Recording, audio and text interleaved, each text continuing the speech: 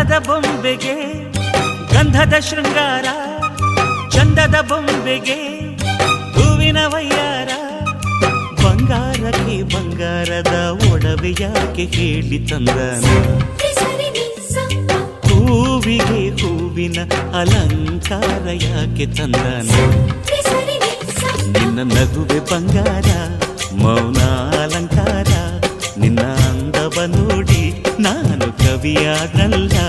ಅಂದಕ್ಕೆ ಅಂದ ತಂದ ತಂದಾನ. ಅಂದದ ಬೊಂಬೆಗೆ ಗಂಧದ ಶೃಂಗಾರ, ಚಂದದ ಬೊಂಬೆಗೆ ಹೂವಿನ ವಯ್ಯಾರ.